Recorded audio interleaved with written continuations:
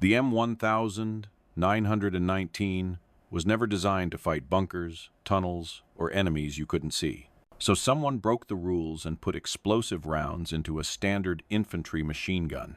The enemy didn't call it a weapon anymore. They called it the Thunder Machine.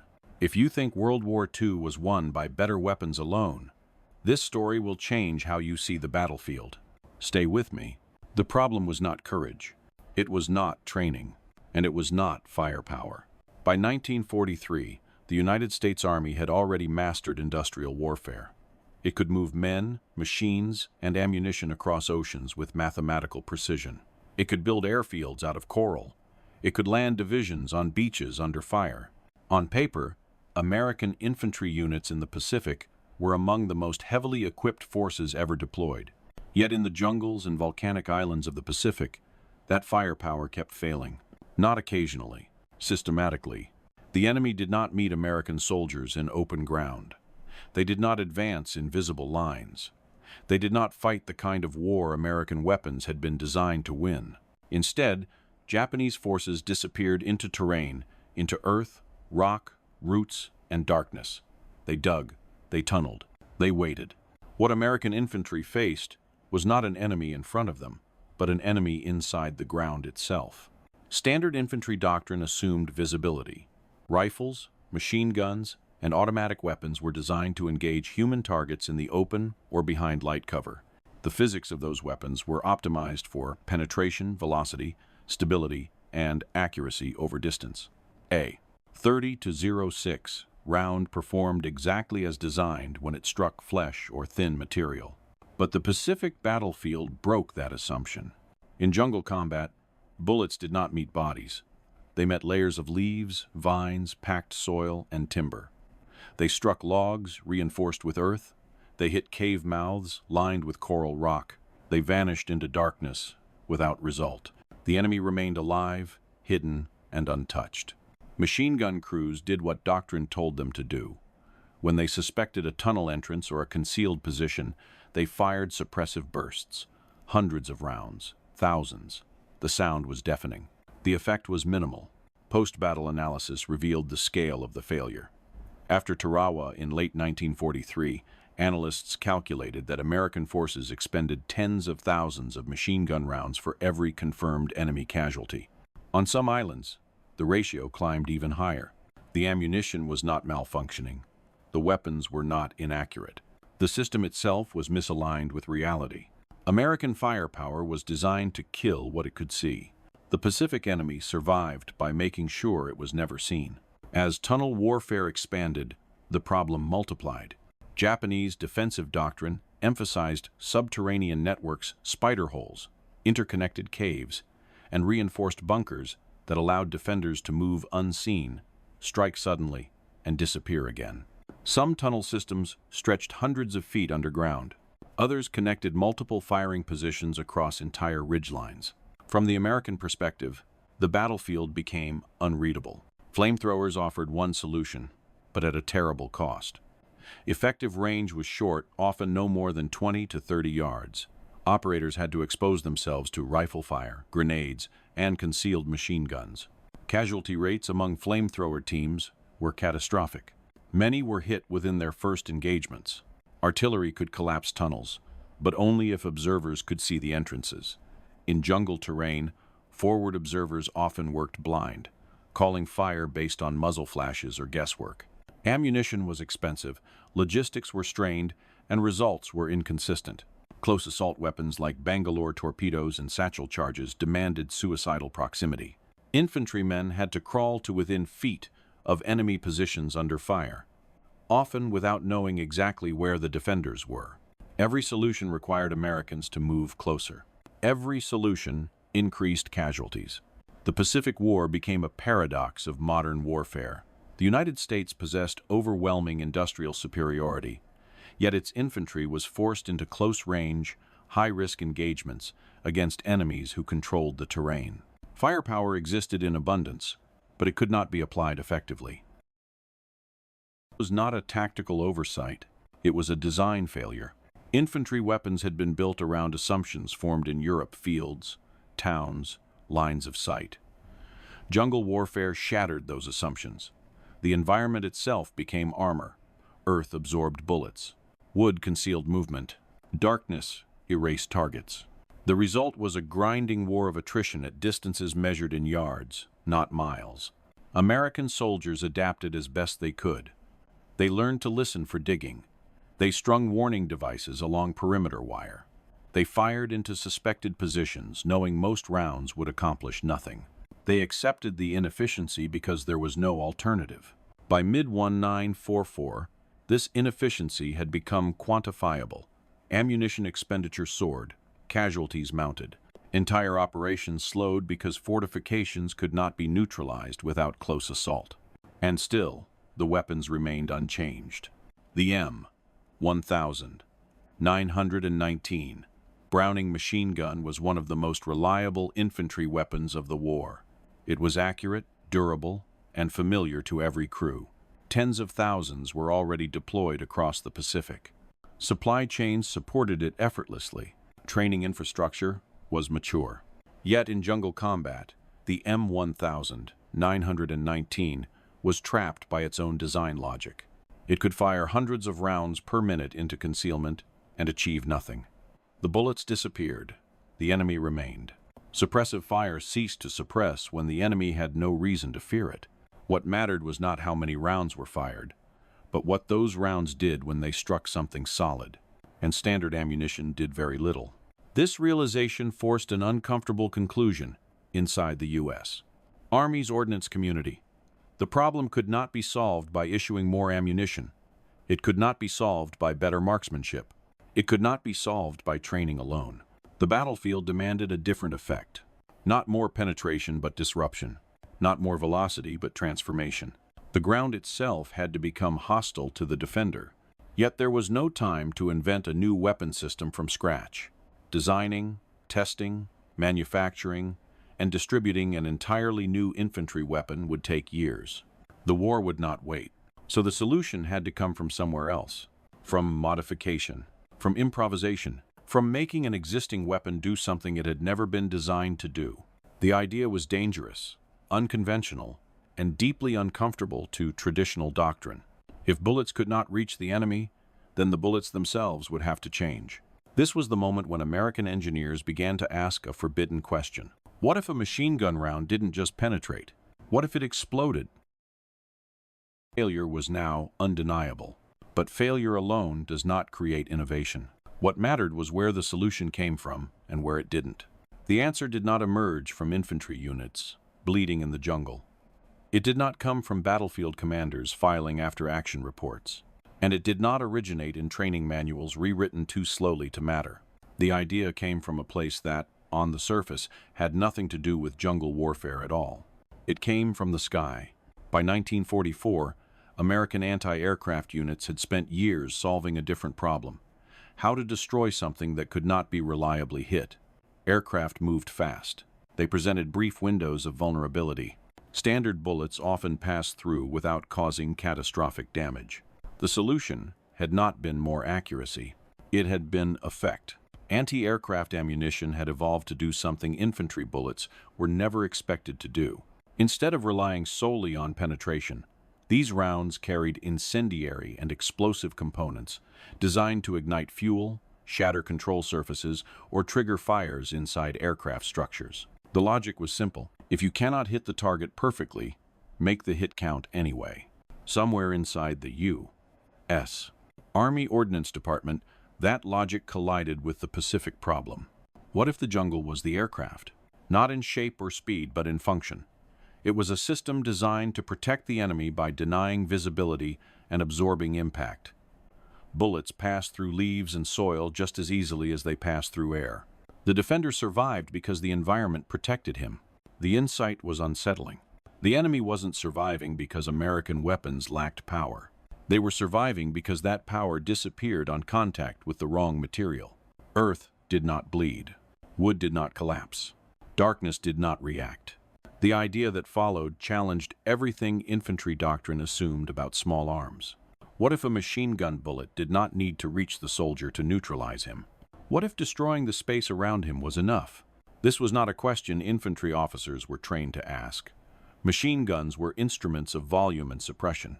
Ammunition was expected to be uniform, predictable, and safe to handle in massive quantities. Explosives belonged in grenades, artillery shells, and bombs, not in rifle-caliber cartridges. The proposal violated deeply ingrained boundaries. Explosive bullets had long been associated with aircraft guns and international controversy. Scaling that concept down to infantry weapons raised immediate concerns: safety, reliability, legality, and logistics. A premature detonation inside a machine gun barrel could maim or kill the crew. Manufacturing tolerances would need to be exact. Storage stability in tropical environments was uncertain, yet the alternative was worse. The war was consuming men at close range because the system refused to change. Inside ordnance circles, the problem was reframed. The M1919 Browning machine gun itself was not the issue. It was already everywhere. Crews trusted it, supply chains supported it. Training infrastructure was mature. Replacing it would be wasteful and slow. But ammunition could be modified. If engineers could change what happened at the point of impact without changing the weapon, then the entire battlefield equation might shift. The idea was not to turn the M1919 into a grenade launcher. The explosive payload would be tiny. The goal was not blast lethality. It was disruption, light, heat, fragmentation, effects that earth and wood could not ignore. The engineers faced a brutal constraint. The 30-06 cartridge was already densely packed with propellant needed to achieve standard muzzle velocity. There was no room for conventional explosives. Any additional component would require a complete redesign of the projectile itself. This forced a radical solution. Instead of adding more power, the engineers changed the behavior of the bullet. The projectile would still penetrate, but only briefly. Upon striking a hard surface, a miniature mechanism would trigger an internal reaction. The bullet would rupture. Energy would be released in a flash of heat and fragments. Not enough to function like a grenade, but enough to change the environment. A round hitting a log would no longer vanish. It would tear a hole through it. A round, striking packed earth would no longer embed silently. It would erupt, throwing burning fragments outward. The jungle itself would become unstable. From a systems perspective, the brilliance of the idea lay in its subtlety. Nothing about the weapon needed to change. The gun would feed, fire, and cycle exactly as before. The rounds would fit standard belts. Crews would not need retraining on a new platform. But the psychological and tactical effects would be entirely different. Suppressive fire would become visible. Concealment would become unreliable. Darkness would betray defenders instead of protecting them. This was not about killing faster. It was about forcing movement. Once a defender could no longer remain hidden, traditional firepower would finally regain relevance. Standard ball ammunition would suddenly work again, not because it had changed, but because the enemy's protection had been stripped away. The idea spread cautiously. Testing began away from the front lines, under controlled conditions. Logs, earthworks, simulated bunkers. Engineers measured penetration, fragmentation, flash visibility, and thermal output. The results were unsettling even to those who designed the rounds. The effect was not subtle. Each impact produced a sharp flash, not large, but unmistakable. In darkness, the effect was dramatic. For the first time, machine gun fire could reveal what it struck. Terrain became readable in fractions of a second. The implications extended beyond immediate lethality. Illumination meant targeting. Targeting meant coordination. Coordination meant artillery, mortars, and infantry could finally work together. What had begun as an ammunition experiment was quietly turning into a battlefield sensor. Yet the risks remained severe. Barrel temperatures mattered now. Sustained fire could trigger catastrophic failures. Storage conditions in the Pacific threatened chemical stability. Cost per round increased sharply compared to standard ammunition. Every advantage came with a price. But for the first time, the ordnance community believed it had found a way to break the Pacific deadlock without inventing an entirely new weapon. They were not trying to win the war with a miracle. They were trying to fix a design error. When the first shipments of modified ammunition moved toward the front, they carried no fanfare. No doctrine rewrites, no promises. Crews were given minimal instruction and a single warning: control your fire. What happened next would determine whether the idea remained an experiment or became something far more dangerous. Because once these rounds were fired in combat, they would change more than tactics. They would change how the enemy perceived the ground beneath their feet. And once that happened, the jungle would never feel safe again. What American engineers created was not a new weapon. It was a behavioral change. At a glance, the cartridge looked ordinary. Same dimensions, same belt links, same feeding characteristics.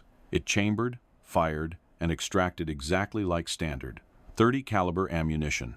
To a machine gun crew, nothing appeared different until the round struck something solid. This distinction mattered, because the goal was never to replace the M1919 Browning. The goal was to let it keep doing what it already did: well volume, reliability, sustained fire, while changing what happened at the moment of impact. Standard ball ammunition followed a predictable path. It penetrated, slowed, and disappeared. Against flesh, it killed. Against jungle terrain, it vanished. The new round did something else entirely. When it struck wood, rock, or packed earth at sufficient velocity, internal forces were redirected inward. The projectile ruptured. Energy was released not forward, but outward.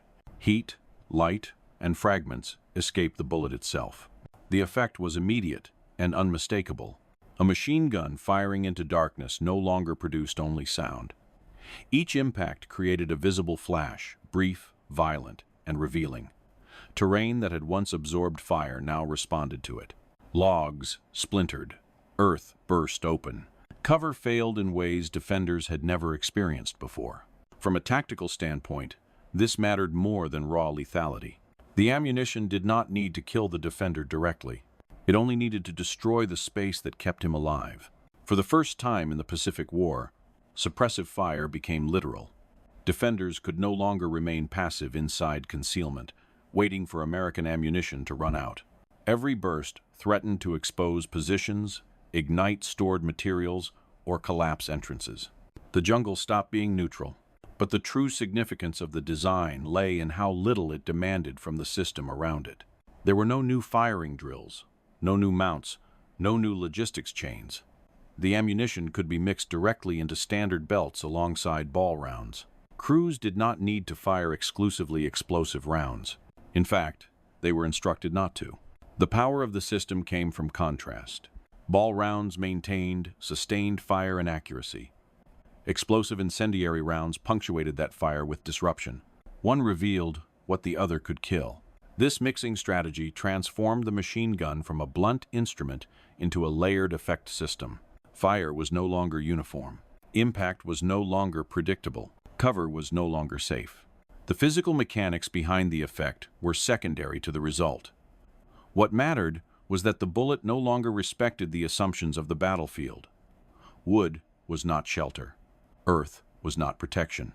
Darkness was no longer concealment. And the enemy felt it immediately. Defenders trained to endure hours of suppressive fire found themselves forced to move after only a handful of impacts. Positions that had held against thousands of rounds suddenly became untenable. Tunnel entrances collapsed. Reinforced planks burned. Stored ammunition ignited. The environment betrayed those who depended on it. This shift produced a cascading effect across the battlefield. Once positions became visible, they became targetable. Once targetable, they could be coordinated against. Machine guns, mortars, and artillery previously disconnected by visibility could finally work as a single system. In darkness, each flash acted as a signal. In daylight, each rupture marked a weak point. Firepower regained meaning not because it increased, but because it became readable. Yet this new behavior came at a cost. The ammunition demanded discipline. Sustained fire generated heat rapidly. Barrel temperatures climbed faster than crews were accustomed to. Excessive heat risked catastrophic failure, an internal detonation that could destroy the barrel and injure the crew. The weapon was still a machine gun. It still required rhythm, restraint, and coordination. The new ammunition punished crews who treated it like standard ball. Maintenance burdens increased. Explosive residue fouled barrels more aggressively. Cleaning schedules shortened. Spare barrels became critical, not optional. And then there was visibility. Each impact flash that revealed the enemy also revealed the firing position. Darkness. These flashes could be seen from hundreds of yards away. The same illumination that broke concealment also invited counterfire. The machine gun was no longer anonymous. Crews adapted quickly. Fire and move tactics once reserved for heavier weapons became necessary even for .30 caliber positions. Short bursts, immediate displacement. Secondary positions prepared in advance. The ammunition did not simplify combat. It intensified it. From a systems perspective, this was the true cost of the innovation. The weapon gained effectiveness, but the margin for error narrowed. Discipline became survival. Coordination became mandatory. Despite these risks, the effect was undeniable. For the first time in the Pacific, American infantry possessed a tool that could attack fortifications without demanding suicidal proximity. Not with overwhelming force, but with targeted disruption. Not by killing the defender outright, but by making his position impossible to hold. The battlefield equation shifted. Defenders accustomed to choosing when to fight lost that privilege. They were forced to react, to move, abandon positions, or expose themselves to direct fire. Psychological pressure compounded physical damage. The ground itself became hostile. This was why the ammunition worked.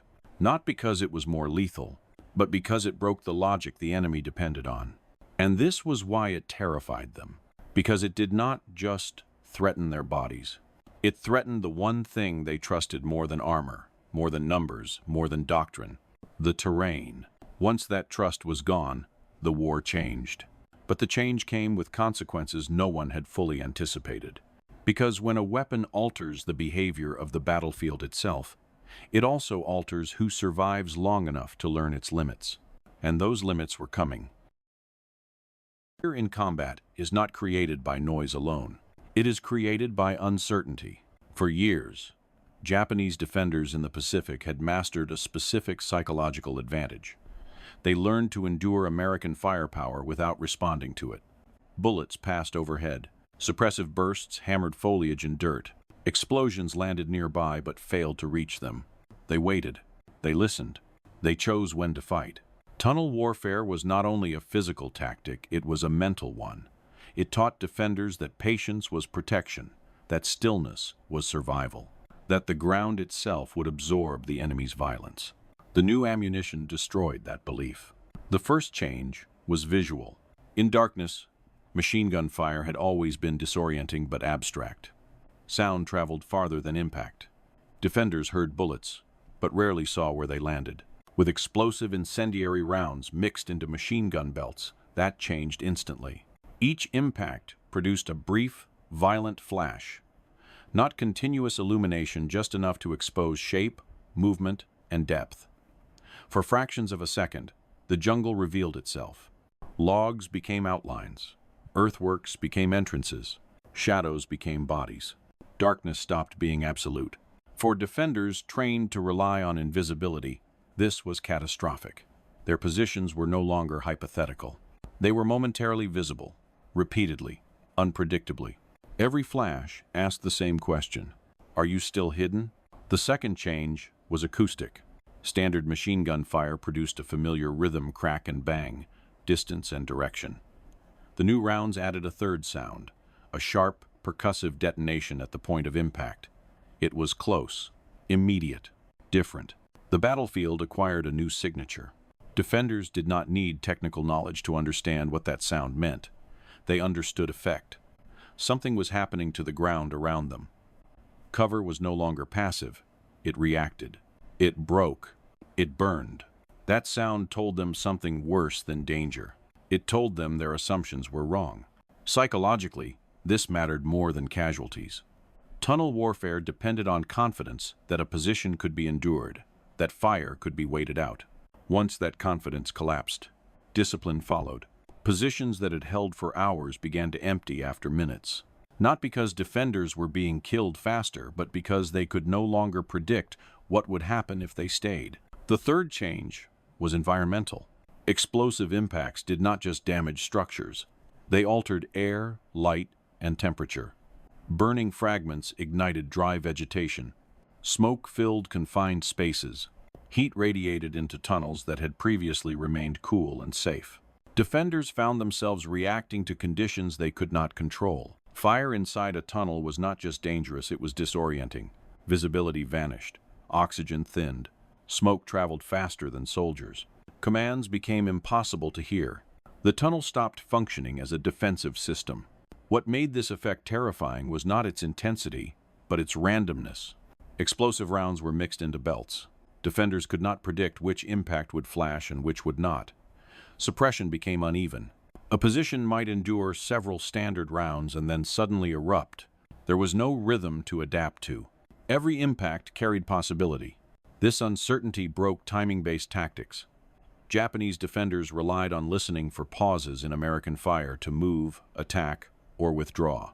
With unpredictable detonations, pauses no longer signaled safety. Movement became riskier than staying still. Staying still became riskier than moving. Both choices were dangerous. At a systems level, this was the true power of the ammunition. It did not overwhelm defenses. It destabilized them. It introduced noise into an environment that depended on predictability. Commanders noticed changes almost immediately. Positions that once required coordinated assaults to neutralize began to collapse under machine gun fire alone. Tunnel networks that had survived repeated bombardment were abandoned after brief engagements. Defensive lines became porous, not through force, but through erosion of confidence.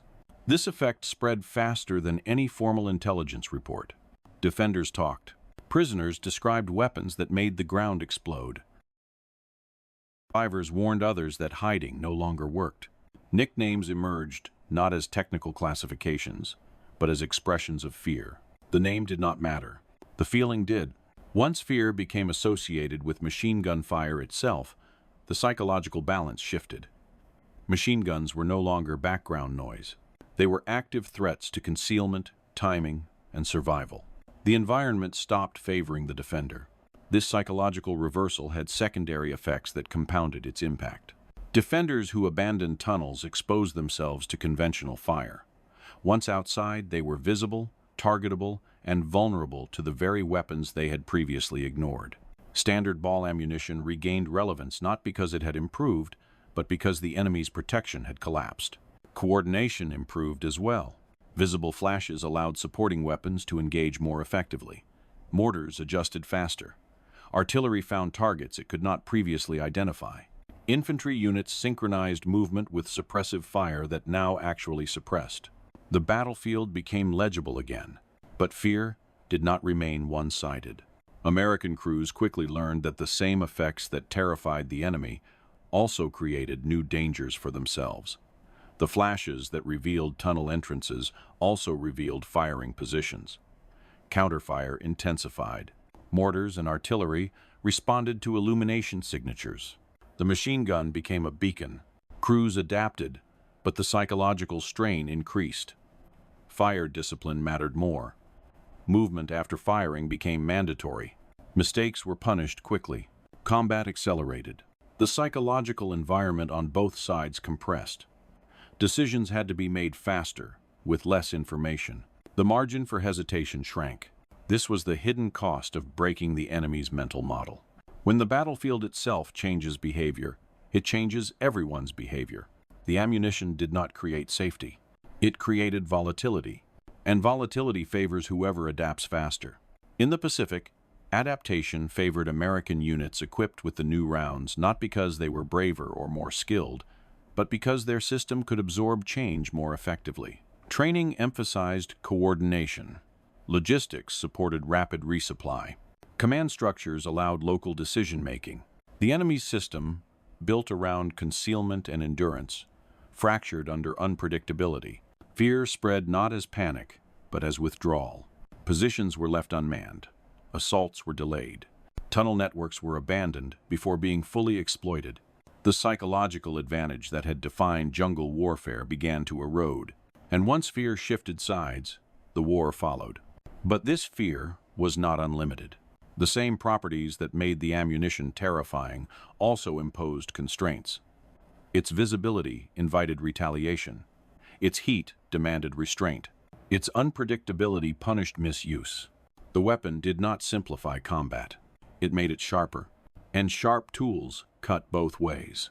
The terror it inspired came from a single realization that spread silently through the jungle. The ground could no longer be trusted.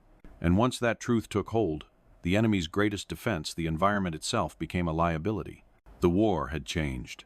But the change would not last forever. Because weapons that terrify the enemy often create problems their creators cannot ignore. And those problems were already accumulating. Innovation that shifts a battlefield creates a second battlefield behind it. The explosive incendiary ammunition solved a problem American infantry had struggled with for years. It broke concealment. It forced movement. It restored meaning to suppressive fire. But it did not do so cleanly. It introduced costs that no after-action report could hide. The first cost was heat. Machine guns were designed around predictable thermal behavior. Sustained fire raised barrel temperatures gradually. Crews knew when to change barrels. They understood the margins. Standard ammunition punished carelessness with wear, not catastrophe. The new rounds changed that relationship. Explosive incendiary impacts generated higher thermal stress inside the weapon. Sustained fire pushed barrel temperatures toward dangerous thresholds faster than crews expected. At extreme heat, the ammunition itself became unstable. The risk was no longer abstract. A premature detonation inside the barrel could destroy the weapon instantly. It could injure or kill the crew. It could leave a defensive position silent at the worst possible moment. This forced a fundamental shift in how machine guns were used. Fire discipline was no longer a matter of efficiency. It was a matter of survival. Bursts shortened. Cooling intervals lengthened. Spare barrels became mission-critical assets rather than contingency items. Machine gun crews could no longer rely on instinct alone. They had to measure restraint under pressure. The second cost was maintenance. Standard ball ammunition left residue that crews had managed for decades. Cleaning schedules were predictable. Failures were rare. The new ammunition was less forgiving. Explosive residue accumulated faster. Fouling increased. Barrels required more frequent and more thorough cleaning. Neglect no longer resulted in gradual degradation. It invited sudden failure. Maintenance, once a background task, moved to the center of combat readiness. Units that failed to adapt paid for it quickly. The third cost was visibility. The flashes that terrified defenders also betrayed firing positions. In darkness, each detonation acted like a signal flare. Enemy observers learned to read the pattern. Mortars and artillery responded. Counterfire intensified. Machine gun positions that had once enjoyed relative anonymity became targets. Crews learned that remaining in place after firing was an invitation to destruction. This forced another tactical evolution. Shoot and move techniques long associated with heavier weapons became mandatory even for .30 caliber guns. Positions multiplied. Crews displaced after short engagements. Terrain preparation increased. The weapon demanded mobility from a platform never designed for it. The battlefield grew faster, more fluid, more dangerous. The fourth cost was logistics. Explosive incendiary ammunition was more expensive to produce than standard ball rounds. Manufacturing required tighter tolerances. Chemical components demanded careful handling. Production capacity was limited. Supply could not meet demand. Commanders faced uncomfortable decisions. Who received the new ammunition? How much? For which operations? Prioritization became unavoidable. Some units received enough to change engagements. Others received none. Inequality emerged inside the same theater. This uneven distribution created friction. Crews who had experienced the new ammunition understood its value immediately. Those who had not felt exposed, morale followed supply lines. Ammunition became a strategic asset rather than a commodity. The fifth cost was reliability over time. The Pacific environment was hostile to chemistry. Heat, humidity, and storage conditions degraded explosive components. Ammunition that functioned perfectly when fresh could fail months later. Failures were unpredictable. A round might fire normally but fail to detonate on impact. The effect vanished without warning. Crews could not rely on consistent behavior unless supply was rotated aggressively. This added a new burden to logistics, officers already stretched thin. The sixth cost was doctrine. The ammunition did not fit cleanly into existing rules of engagement. It blurred boundaries between small arms and explosive weapons. It demanded caution in friendly proximity. It complicated training and instruction. Commanders struggled to integrate it without rewriting doctrine mid-war. The solution was improvisation. Crews experimented. They adjusted belt mixes. They altered ratios depending on target type. Against visible infantry, they leaned on standard rounds. Against fortifications, they increased the proportion of explosive incendiary ammunition. Belt loading became tactical art. But improvisation carries risk. Without standardized procedures, mistakes multiplied. Misjudged ratios increased exposure. Overconfidence led to excessive firing. Inexperienced crews learned lessons the hard way. The weapon rewarded discipline and punished enthusiasm. The seventh cost was escalation. As defenders adapted, they began reinforcing tunnel entrances with salvaged steel and heavier materials. The new ammunition still worked, but less cleanly. Steel did not collapse the way wood and earth did. Heat radiated instead of penetrating. The contest evolved. Every advantage forced a countermeasure. Every countermeasure reduced margins. The eighth cost was ethics and classification. Explosive bullets occupied a controversial space in international law and military tradition. Concerns about unnecessary suffering resurfaced. Discussions about post-war norms intensified. The ammunition's effectiveness made it politically inconvenient. As the war approached its end, classification followed. Documentation thinned. Public acknowledgement faded. What had been a frontline solution became an administrative liability. The system quietly turned away from its own innovation. The cumulative effect of these costs reshaped how the ammunition was viewed. It was no longer a miracle. It was a trade. A powerful one, but a trade nonetheless. It reduced casualties in some contexts while increasing risk in others. It broke defensive systems while exposing offensive ones. It accelerated engagements while narrowing the margin for error. The ammunition did not simplify war. It sharpened it. From a systems perspective, this was the inevitable outcome of changing one variable inside a complex environment. The battlefield responded. Logistics strained. Doctrine bent. Psychology shifted again. Innovation never arrives alone. It brings consequences. By late war, commanders understood this balance. The ammunition was used deliberately, rationed carefully, and deployed where its benefits outweighed its risks. It became a tool, not a solution. And like many tools forged in desperation, it carried scars. The cost was not measured only in damaged barrels or lost weapons. It was measured in how quickly the battlefield punished complacency. The explosive incendiary round forced American infantry to evolve faster than ever before. It rewarded coordination. It demanded discipline. It exposed mistakes instantly. It did not forgive, and that unforgiving nature pointed toward an uncomfortable truth. The weapon worked, but not because it made war easier.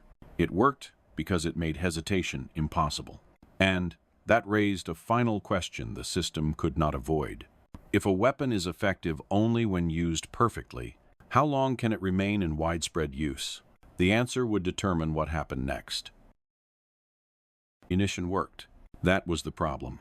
In war, effectiveness is rarely the end of the story. It is the beginning of a reckoning.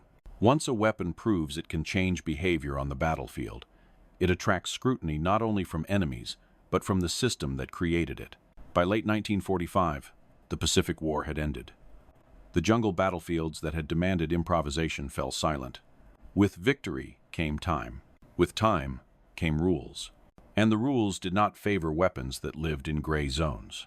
Explosive incendiary small arms ammunition occupied an uncomfortable space. It blurred categories that militaries prefer to keep separate. It was not artillery, yet it exploded. It was not a grenade, yet it burned. It was not a standard bullet, yet it carried effects traditionally reserved for heavier ordnance. In peacetime, ambiguity invites restriction. International discussions about the conduct of war intensified after 1945.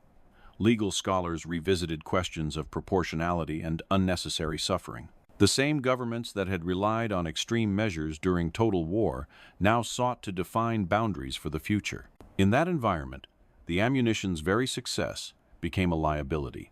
It had done exactly what it was designed to do: destroy concealment, force movement, and apply psychological pressure. But those effects were difficult to justify in a world eager to draw clean lines between acceptable and unacceptable weapons. Classification followed. Documentation thinned. Production lines slowed. Existing stocks were quietly destroyed or relegated to controlled storage. The ammunition did not vanish in a single decision. It faded through a series of administrative choices that, together, erased it from prominence. This was not unusual. Military history is filled with technologies that solved specific wartime problems only to become irrelevant or inconvenient once the context changed. Weapons born of desperation rarely fit comfortably into peace. But there was another reason the ammunition disappeared. It demanded too much. Its effectiveness relied on discipline, restraint, and coordination. It punished mistakes instantly. It required maintenance regimes that exceeded what most peacetime forces were willing to sustain. It narrowed margins at a time when militaries sought reliability over edge-case performance. In a post-war world focused on standardization, simplification, and scalability, the ammunition was an outlier. It did not scale cleanly. It did not store indefinitely. It did not forgive misuse. The system moved on. New machine guns entered service. New calibers promised better penetration and controllability. Heavy weapons absorbed the role of fortification destruction. Air power and precision artillery took over tasks once improvised at the infantry level. The battlefield changed again. When tunnel warfare reappeared during later conflicts, the lessons of the Pacific were remembered, but selectively. Engineers explored other solutions: larger calibers, shaped charges, specialized munitions for heavier platforms. The idea of explosive small arms ammunition resurfaced only at the margins, not because it had failed, but because it had been too specific. The ammunition was a perfect answer to a particular moment in history, a moment defined by jungle terrain, subterranean defenses, and a lack of better options. Once those conditions faded, so did the need for that exact solution. History tends to forget tools that solve problems no longer visible. What remained was influence rather than presence. Concepts pioneered in miniature reappeared elsewhere. Incendiary effects, dual-purpose projectiles, munitions designed not only to penetrate but to disrupt environments. Modern anti-material rounds carry echoes of the same logic, scaled up and refined. The idea survived. The form did not. This is the paradox of innovation in war. The most transformative solutions are often temporary. They emerge from necessity, change outcomes, and then disappear, not because they were flawed, but because the world that needed them no longer exists. The explosive incendiary ammunition did not fail the test of history. History simply moved past it. And yet, its brief existence reveals something essential about how wars are actually won. Victory rarely comes from perfect weapons. It comes from adaptation. Willingness to break assumptions when the battlefield exposes them as false. From systems that can absorb risk long enough to learn. In the Pacific, the United States did not defeat tunnel warfare by inventing a miracle device. It did so by recognizing that its own design logic had failed and daring to change it. The ammunition was not revolutionary because it exploded. It was revolutionary because it challenged what a bullet was allowed to be. For a short time, an infantry machine gun stopped behaving like an instrument of suppression and started behaving like an instrument of environmental control. The ground ceased to be neutral. Concealment ceased to be reliable. The battlefield itself became contested. That shift mattered. And even though the ammunition vanished from service, the lesson did not. Wars are not won by firepower alone. They are won by understanding what the enemy trusts and taking it away. In the Pacific, the enemy trusted the ground. For a brief moment, American engineers made the ground untrustworthy. They put explosive rounds into a machine gun never meant to fire them. And the enemy gave it a name. Not because it was loud, not because it was deadly, but because it changed the rules. The Thunder Machine did not last, but the idea behind it never disappeared. Because as long as wars are fought in places weapons were never designed for, someone will always ask the same dangerous question. What if we break the rules just once? This story showed you a side of World War II you've never heard before. Take a moment to like the video and subscribe. These forgotten systems shaped the war, and they deserve to be remembered.